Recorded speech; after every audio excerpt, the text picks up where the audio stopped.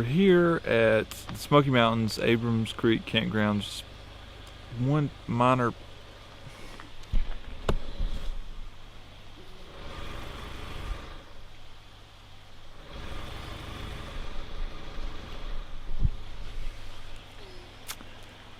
I didn't anticipate that. Okay, so I walked down from the gate, the closed gate, to my trailhead, and there's no obstructions, there's no trees that have fallen, so I can't figure out why they've got the gate closed. The issue is parking on the side of the road. I don't want to get towed and not know it for 2 days. It's tricky. I don't know what I'm going to do. There's no reason for the gate to be closed. There's no trees down. I mean, they've had storms in the Smokies, and they've closed off some parts of the park, but this part, it's completely clear. It's frustrating. Okay, so here's what I'm thinking. My car is back there, and I've been up and down the road. I've not seen any signs that don't say don't park along the side of the road. So just behind me, right here, is a little pull-off for parking from this old abandoned cabin. There's a few more somewhere up there. So I should be good. I'm going to be completely off the road. There's a truck here. It's just two guys hiking. I saw them go down. They didn't have packs, so they're probably not backpacking, which is going to be tricky. So for tomorrow, I don't know if I'm going to do my intended hike or just come back and make sure that my car is still here. But the plan for now, I'm just going to back up into that little pull off there.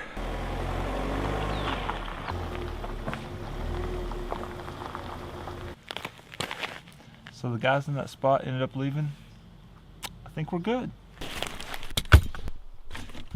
These two guys who were parked in front of me, like I said, they ended up leaving. And I talked to them a little bit. They were just visiting. They weren't from around here, so they didn't know if it was legal or not to park on the side of the road. I did drive back out to the entrance of this little side road just to make sure that there wasn't another gate that could get closed on me. There wasn't. And there's no signs that say it's illegal to park on the side of the road, so should be good.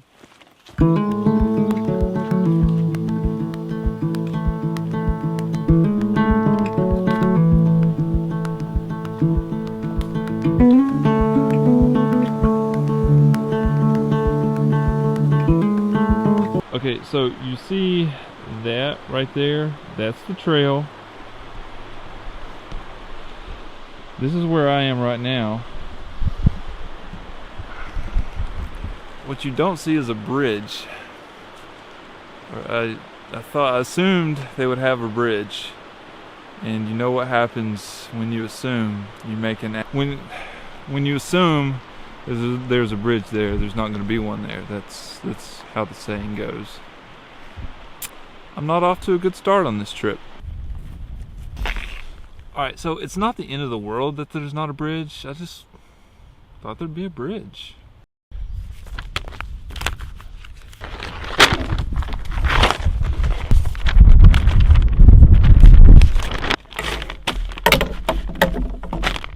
Okay, so old plan was to start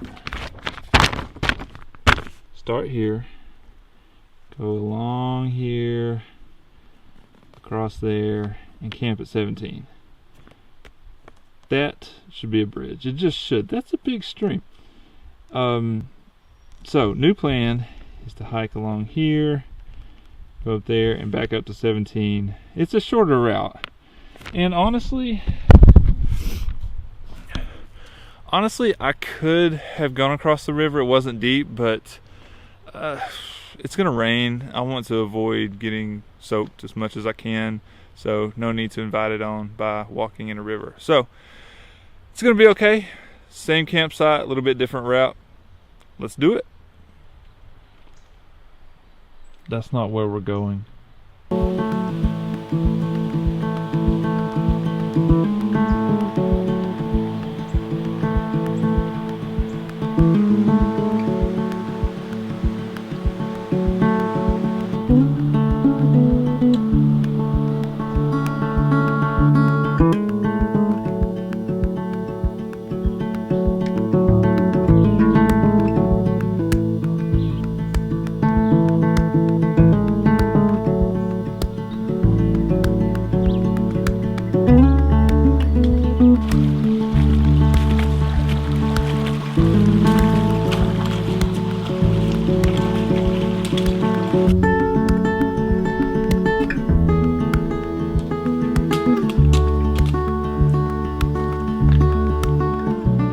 So making pretty good time. I'm starting to feel the first little bits of rain coming through the trees up above.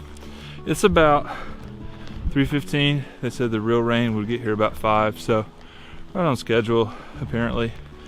It's weird. So everything in the beginning of this trip, the gate being locked, the poor route planning on my part, it's kind of giving me this little bit eerie sensation that I shouldn't be here, but we're going to go for it anyway. Part of that's probably just that I know bad weather's coming as well, so maybe some irrational thoughts. I'll try to put those out of my head. Hopefully you're not hearing that banging. My microphone seems a little bit loose, which is weird. I hope that's not coming through. Anyway, our first little hill here. We'll keep trucking along.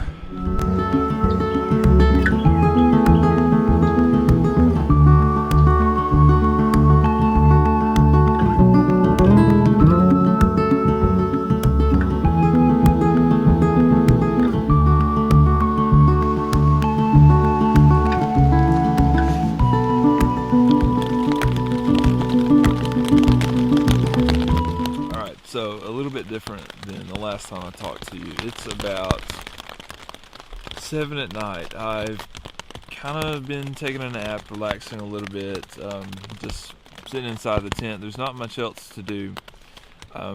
After I kind of talked to the camera last, it was starting to rain a little bit harder, kind of misting, and I just didn't want to get it wet. So I just concentrated on hiking and getting here. I was going to show you guys setting up the campsite, but then it really started to rain. I had to get it set up quickly, and ever since then I've just been laying around doing a little reading, not doing too much. I kind of feel like I'm talking to you guys inside of a popcorn maker.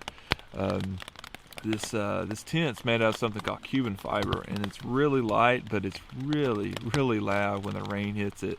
It's a Z-Pax duplex tent, and it's the lightest two-person tent in the world.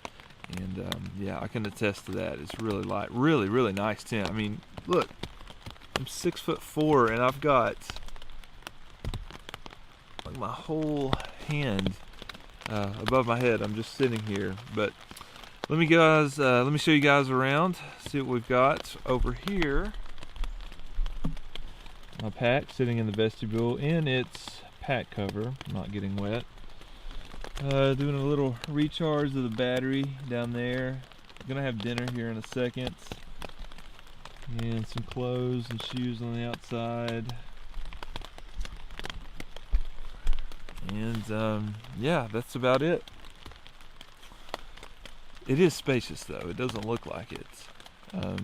Didn't get too wet hiking in, even though it was starting to mist and rain just a little bit.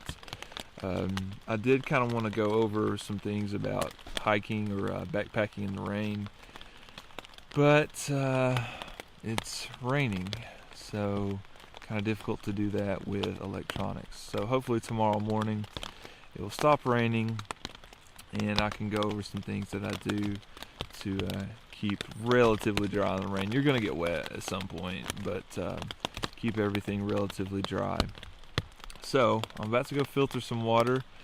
I'm going to put on some rain pants and a raincoat and go filter some water and think about getting some dinner done.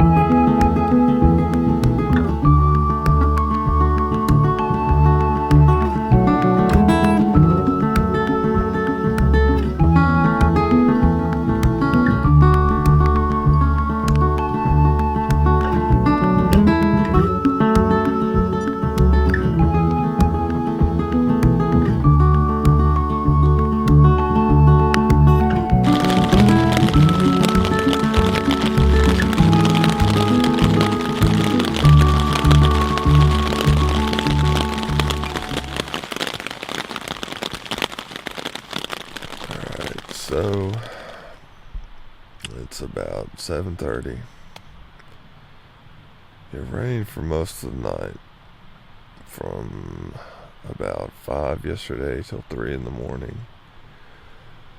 I heard some distant thunder at some points last night, but it was never close, never really a thunderstorm. Slept pretty good. My voice sounds otherwise, but I did sleep pretty good last night. Today I've got about, according to the weather channel, till about 1 o'clock this afternoon before the rain starts. So eventually I've got to make myself get out of the sleeping bag, the warm sleeping bag, and get out and make some breakfast.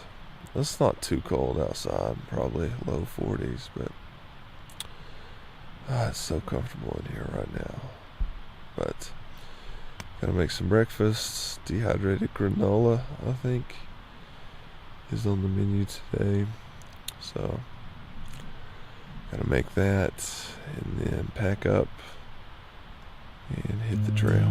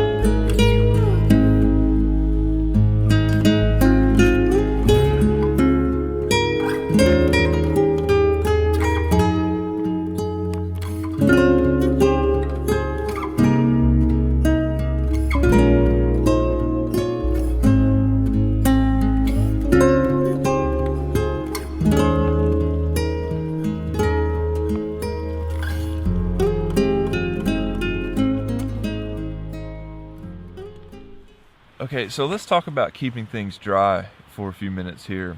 Now, in the pack itself, you'll notice I had a pack cover.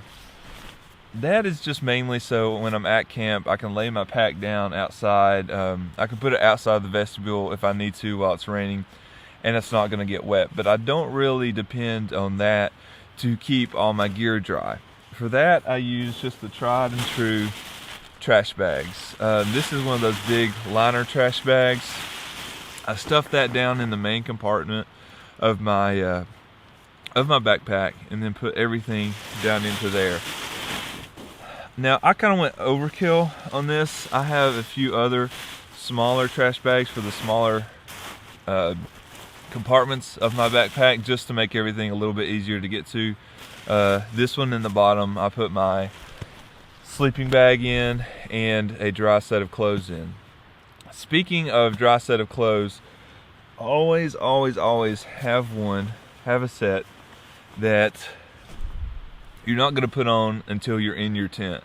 That way when you're at night, when it's night excuse me, that way when it's nighttime you'll have something that's always going to be dry and warm. So always keep a set that is never going to be put on until you're in your tent at night. So in addition to the trash bags to keep everything dry, I've got little Ziploc bags for all the electronics, for all the camera gear I carry. This is for the batteries. This goes in my backpack, and then in my front pack to keep my cameras dry when it starts raining, again a larger gallon size. So anything you can do, whether it's trash bags, Ziploc bags, or even waterproof stuff sacks, bring all of that along. Don't just rely on a pack cover to keep your stuff wet, to keep your stuff from getting wet, because that won't work. Always have it in separate other waterproof compartments. All right, so in addition to always having a dry set of clothes, let's talk a little bit about clothing, and especially materials. Now, the one thing you always want to avoid is anything down, because once it gets wet, it completely loses its ability to retain heat. So always look for synthetics. Let's start with a hard shell or an outer layer. I've got just a Marmot raincoat here. Outer shell's made of nylon.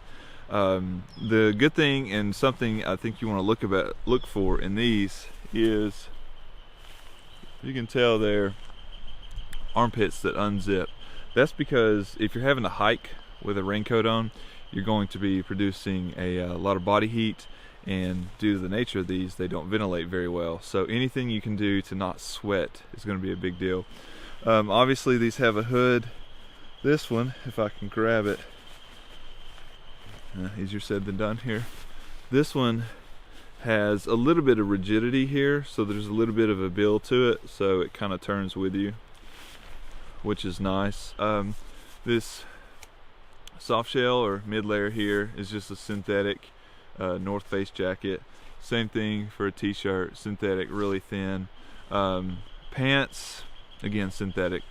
Now the socks are these Smart Wool, or these are a brand, Head brand. Same thing, they're the merino wool. Wool actually holds a lot of its temperature retaining characteristics even when wet, so it's a good choice. And then my shoes, I think those are shoes are just some Salomon Gore-Tex shoes, so maybe not the most breathable things in the world, but they are waterproof, so that's important, especially in the Smokies. I mean, you're doing a lot of stream crossings, bridges or not, you're doing a lot of stream crossings, so it's good to have dry feet. The only thing that's down that I was talking about is my sleeping bag, so I had to be very, very careful about not getting it wet. One time last night, as I was going in and out of my tent, it got some water on it, so I was a little bit nervous about that, but the shell of that sleeping bag is a little bit water resistant, so I didn't notice anything throughout the night. You just don't want to get it wet. It compresses the down, loses the air pockets in there, so avoid anything down if possible. I've got a summer bag. It's a synthetic bag, but again, it's a summer bag. It got into the low 40s last night, so it wasn't going to keep me warm enough, so I was pretty comfortable in my ability to keep my down bag really dry. But as far as clothes and materials go, take home message: avoid down. Synthetics are good. Merino wool is also very good, and that'll help layer as well your raincoat, and that'll help keep you dry and warm. Alright, so let's talk about shelters for a little bit. Now obviously it goes without saying you need a waterproof shelter. I'm coming at this from a tent perspective. I've never hammock camped before, so I don't have much to say about that, but for tents, I'll talk a little bit about this. This is the Z-Pax Duplex, as I've mentioned before. Now it's made out of a material called Cuban fiber, which has some characteristics that are really good as far as weight savings go, and when it rains. But first of all, if you notice, maybe hard to see here, but essentially you can see my hand through it. It's almost transparent. That's how thin it is.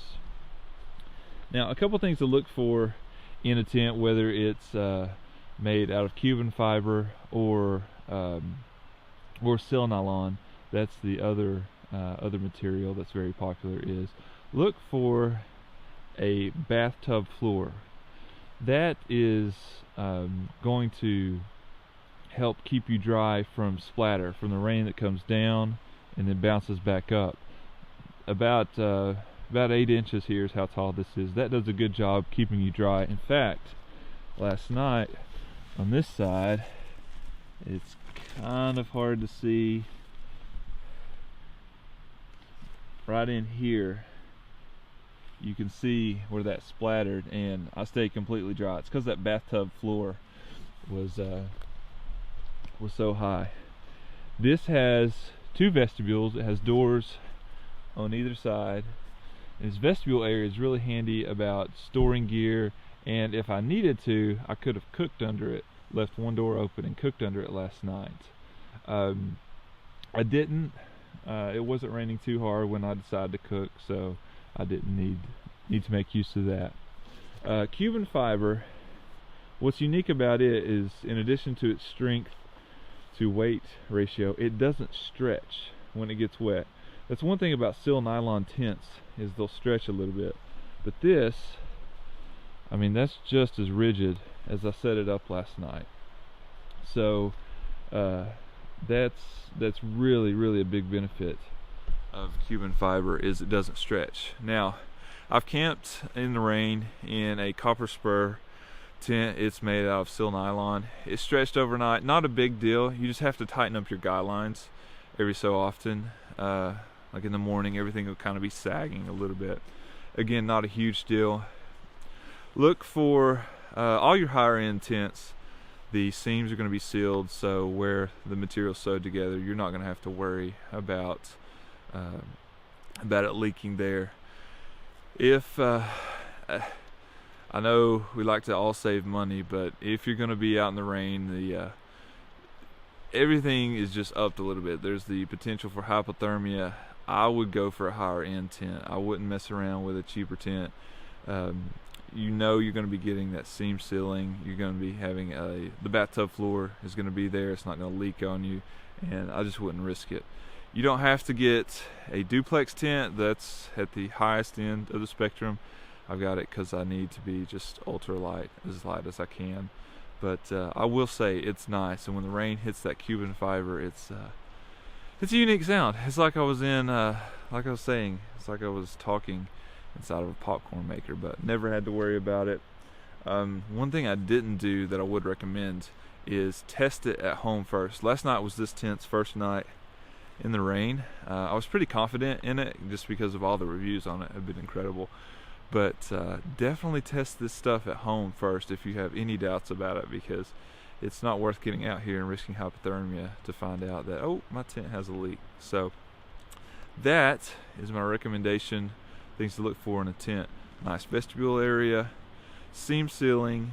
You can do that yourself, but it's just easier when it's done, either taped or sealed at the factory. Vestibule area, nice vestibule. That's convenient just to store gear, as well as you can cook under it if it's raining and you need to. Oh, one thing I'll say about this particular tent, it's kind of a downside as compared to normal seal nylon tents. You can see there is mesh there, but it's sewn together. This is a single wall tent, and so ventilation and condensation on the inside really becomes an issue. They recommend, whenever possible, leaving 2 doors open, all 4 if possible. Last night with the rain, I just didn't want to risk it, so I did have a little condensation. In these conditions, you're going to have condensation no matter what, but a double wall tent that condensation goes through the mesh and rests on the fly, whereas in this tent it's just single wall. So you have to be very careful about not brushing up against the walls because they are a little wet this morning. I've slept in it before and left 2 doors open and not had any trouble with condensation, but just something to be aware of. Alright, just finished breakfast in Backpacker's Pantry, my first Backpacker's Pantry meal. The granola with milk and bananas. I can recommend it, tastes good. But look at this. Look at this. Can you see that come into focus? Okay, maybe that's in focus. Can you see that? Saturated fat, 88%. Total fat, 48%. That's per serving. That's not per bag. That's per serving. 2 servings per bag. And I usually eat, if not all, and close to all. That means I've had 96% of my total fat for the day and 176% of my saturated fat. That can't be good for you. That's like that with all these dehydrated meals. I don't know if it's because of the dehydration process or what exactly, but they're all terrible for you, which really surprises me about companies that are so into nature. 2 things that I forgot while talking about gear. One is always carry a little chamois or a little towel to dry off with. Especially handy last night for drying off the tent when I was coming back in from being outside. So that is always handy to have. It was also good to have to dry off my hands, which brings me to the second item, gloves. Now, I didn't bring any waterproof gloves for 2 reasons. First of all, I don't own any. And second, because the temps were going to be in the 40s, so not that cold. I knew I was going to be fine. I will say though that as I was cooking dinner in the rain and my hands were getting wet, they were getting kind of that numb feeling cold. So really kind of tells you how powerful hypothermia can be. Once you get wet, man, your body loses its temperature very quickly. So to stay the warmest and driest, bring a towel and consider some waterproof gloves.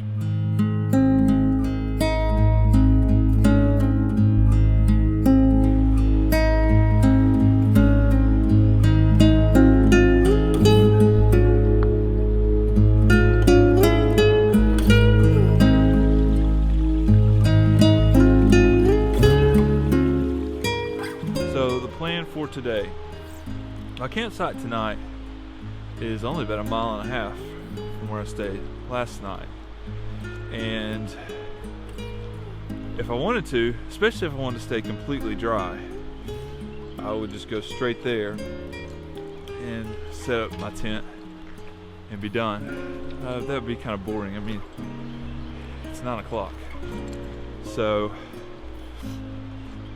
what I'm going to do is hike to Abrams Falls, one of the most popular falls in the park. It's not the tallest. I think that goes to Ramsey Cascades, but it does have the most water coming across it. So I want to show you guys that. It also kind of has a little bit of sentimental value. I remember when I was little, my mom took me to that hike, took me to the falls. One of the first hikes I remember doing. And I wouldn't say we're the most outdoor family growing up. I went on an overnight tent camping trip with my dad one time, and we had a camper that we used quite a bit. So I remember that. Sorry, I'm having to check my exposure. But we weren't the most outdoor family. I do remember going on a couple hikes with my mom though, and I guess that kind of planted the idea for me to be interested in the outdoors later on. One of those hikes was Abrams Falls. Haven't seen it since. I was, 7 years old at the time. So I want to go back and visit it, show it to you guys. Then after that, probably still not going to go straight to my campsite. I'm going to explore a little bit. They say the rain is supposed to start today around 1 o'clock, so odds are I'm going to be hiking in the rain, but that'll be okay. We'll see. After Abrams Falls, I may just head straight back to the campsite. But let's get going. We'll check out Abrams Falls.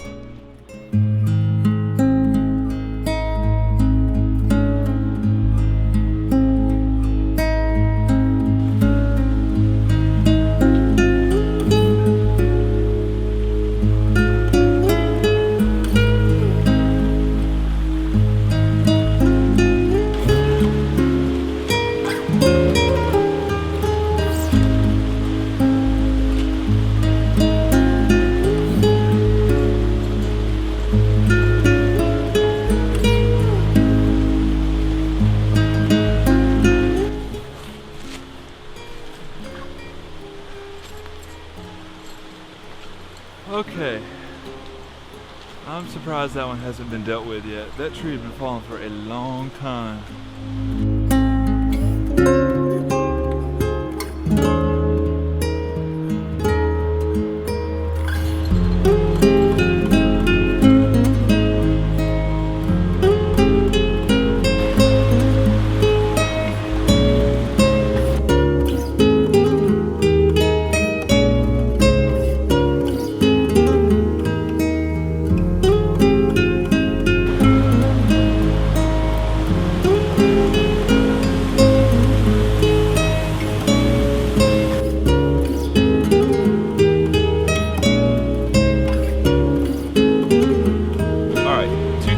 talk about because I'm probably going to put my camera up pretty soon, just so I can cover ground a little bit quicker.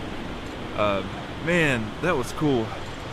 It's like I said, that was one of the hikes I did when I was a kid with my mom, and it kind of brought back memories. Abrams Falls is really impressive. Like I said, not the tallest waterfall, but the biggest in terms of volume of water coming across the top. So two things. First, I saw a guy with a drone, and I really hope he crashes it. First of all, I love drones.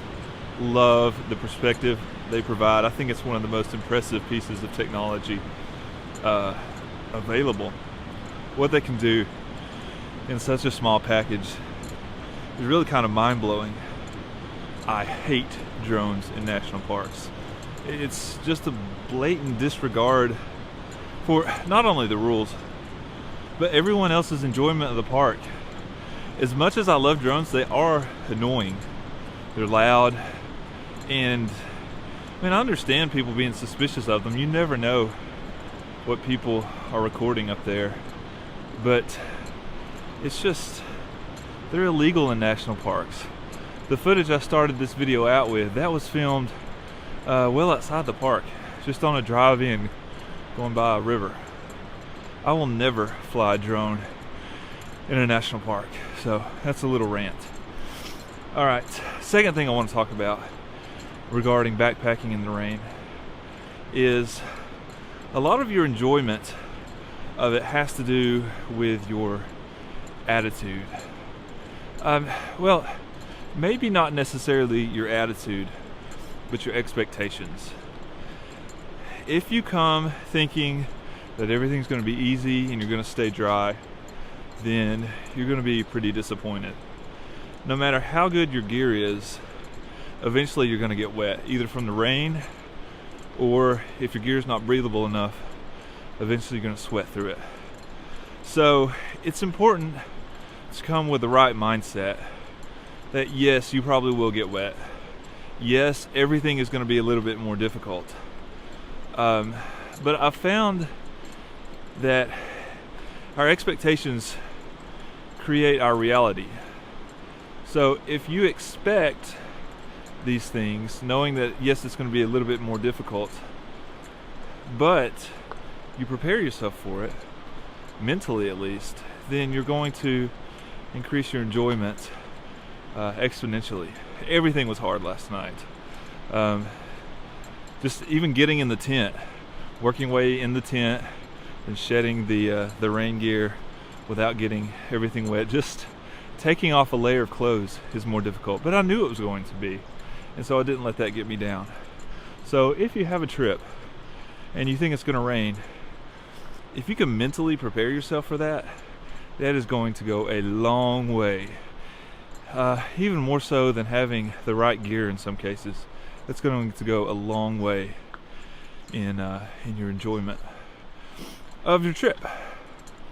So it's just before noon now at Abrams Falls. Had some lunch, and I think I'm going to put the camera up today. I am going to kind of go the circuitous route. It's about 8.5 miles, as opposed to if I just went straight through is about 4 miles. So I'm going to explore a little bit. I do want to cover that ground quickly because there is a 100% chance of rain starting in an hour or so. So I'm going to put the camera up so I can hike quicker, and hopefully next time I see you guys I will have camp set up.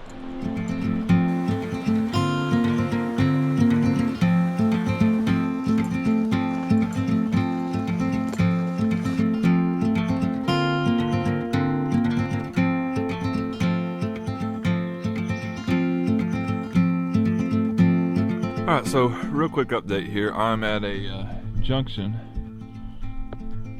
I've got about 4.1 miles left to go, so roughly 8.5 from the falls this morning, so I'm a little over halfway to the campsite. I've been getting rained on for about the last 30 minutes, just kind of off and on sprinkles. But I'm just recharging, just had about 400 calories. I was starting to get a little tired, so Got to stay fueled up. But for the most part, I think it's going to be a lot of downhill, so hopefully I can cover some ground pretty quickly. But definitely starting to rain. Passed a couple hikers along the way. They said the rain is supposed to actually become storms tonight, so that could be interesting. I'm going to go ahead and put my pack cover on my pack, just give it a little extra protection, and I'm going to have my rain jacket handy, ready to go. I'm probably going to stash this camera in a Ziploc bag. I may break out the GoPro, but this one I kind of want to keep protected. So 4.1 miles left to go. Hopefully I can make quick work of that, and I'll update you guys in a bit. Okay, I'm at my campsite and I've got my tent set up. While we've got a break in the rain, I want to show you guys something real quick. We've had a lot of storms, like I've been talking about, just within the past few days. Some 80-mile-an-hour winds have been reported.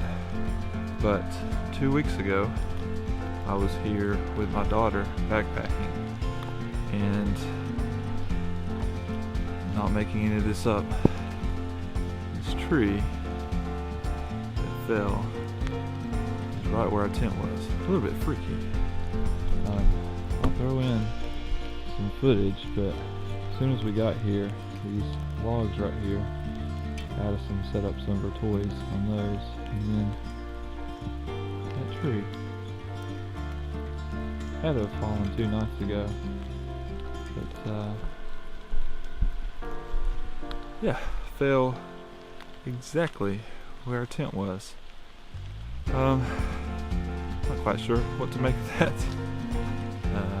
Definitely not bringing family backpacking when there's any kind of wind predicted, but yeah, that's a little freaky. So like I said, back at campsite 1. For the past, oh goodness, almost 2 hours, it has been a steady rain. Last time I talked, I was at that junction. I had 4.1 miles left. As expected, it was all downhill, so I made quick work of that. I hiked it in about an hour and 15 minutes. It is not quite 4 o'clock right now. I meant to show some GoPro footage of the hike just to show how soaked it was, but my GoPro battery died. Like as soon as I pulled it out, it died, and there was no way I was going back through my pack to get a new one. So anyway, I'm gonna get in my tent for a bit. I'm gonna shed off this layer, try to dry off some, and grab a snack.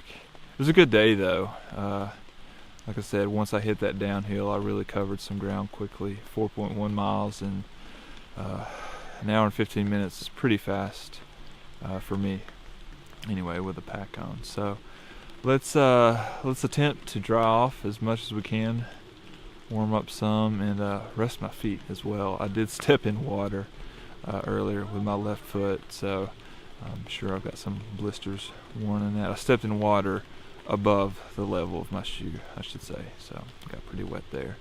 But feeling good, feeling really a lot better than I thought after 11 miles today. It's been a long time since I've done a double-digit mile day, so plenty of energy. If my feet were feeling better, I could probably go about 5 more miles. If need be, I could stretch out 2 or 3 more miles, but I don't need to do that. So I'm gonna hop in there for a bit and relax, dry off, and plan for dinner. Alright, just a little video to wrap this up. It's about 7:30, and for the past 3 hours I've kind of been in my tent over there, just napping a little bit in my sleeping bag, staying warm, just trying to avoid putting my wet socks back on. We've got completely clear skies now. After the end of my hike today, it really just stopped raining, and it's turned into beautiful weather. It's probably low 50s, upper 40s right now, so not too cold. I've got some water boiling. Hope you guys enjoyed this video. It's probably going to be a little bit longer than my normal ones, and no photography this time, but I had fun making it. I got soaked, but had a good time. So I'm going to leave you with one last tip as I'm cooking dinner. If you use these freeze-dried meals, Backpacker's Pantry, or whatever brand you use, they come in these packs like this, which can be a little bit bulky. So what I like to do is put them in Ziploc bags, and if it will focus,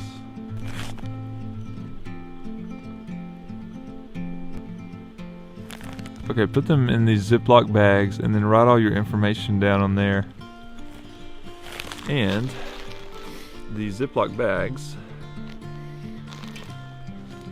compress a lot better than those other bags.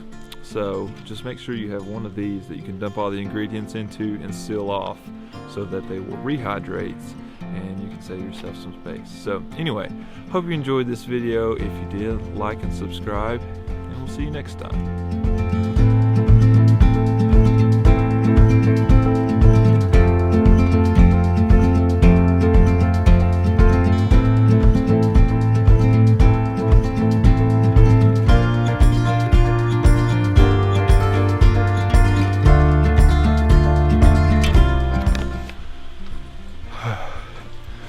Alright, we're just finishing up.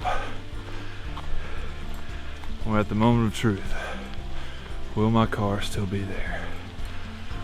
It's gonna be around this next bend. I'm not gonna lie. All that mumbo jumbo I said yesterday about having a good attitude and correct expectations, that is going to go out the window if my car is not here. My attitude will turn sour quickly. So any second now, almost to the closed gate.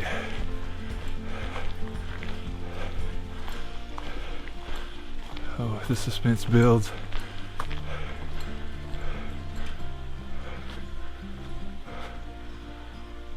It's there. There's a bunch of other people parked around me, so I don't know if I can get in or get my car out, but it's there. Now I can pretend like I had a good attitude the whole time. See? Too far away. Red car, white van, and the headlight on the other side of that is me. Oh. Great trip, guys. Thanks for coming along.